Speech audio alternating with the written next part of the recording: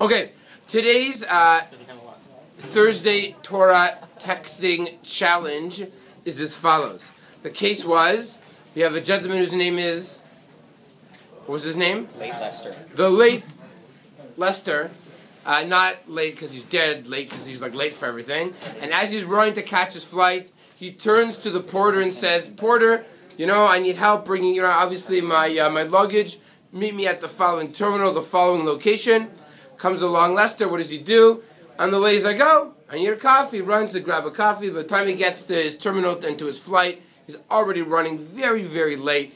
He notices that the porter that he hired is not there. So people texted me saying, "Well, the porter's just like doing him a favor, so you don't have to pay him." The porter doesn't get paid by the airline or by the airport. You ask him to schlep your bags. You pay him to schlep your bags. So a little bit of very important information not sure people are aware of. One, according to the halacha, you have to be willing to lose 1/5 of all your nechasim, of all your property, if you're going to, you're not obligated to lose more than 1/5, I should say, of your property to fulfill a positive commandment, a mitzvat aseh. If it's to transgress a negative commandment, you even have to lose all of your money. God forbid you transgress a lav in Yisur Doraita. If you, how about if it's passive? Meaning, how about if you passively don't do anything, transgress a negative commandment? That is basically treated like a positive commandment. So says the Shulchan Aruch. Now, what happens if you don't pay a worker on time? You hire someone, gentlemen and ladies, if it's to fix your car, if it's to fix your suit, if it's to fix your whatever it is, not paying a worker on time, you transgress one positive commandment, the mitzvat aseh of biyomot titen scharo, and 5 lavim in the Torah.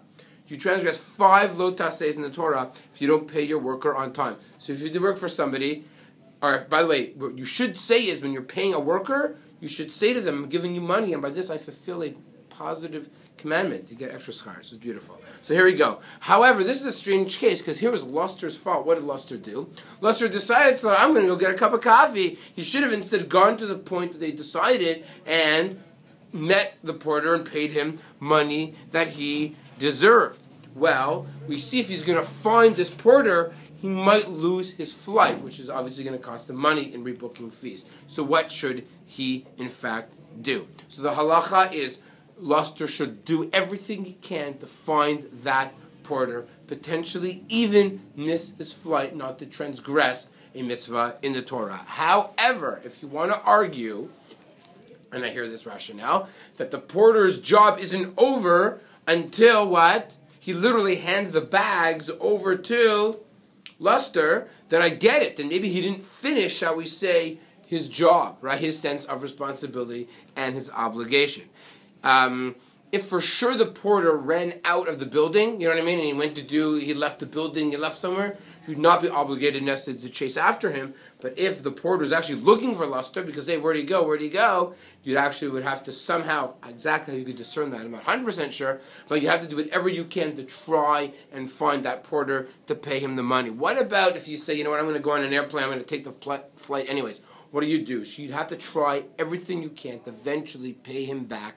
And if you can't pay him back, you would actually, according to the Siman Shin Samech Vav in Choshe Mishpat, you'd have to take the money and give it to at least Tzorchei Rabim, but you'd not be allowed to keep that money. That is our Thursday texting Choshe Mishpat challenge of the day, and the winner will receive an announcement. They'll be notified over text, and then we'll tell everybody else over other various multimedia things. One could argue that. Yeah, and I just...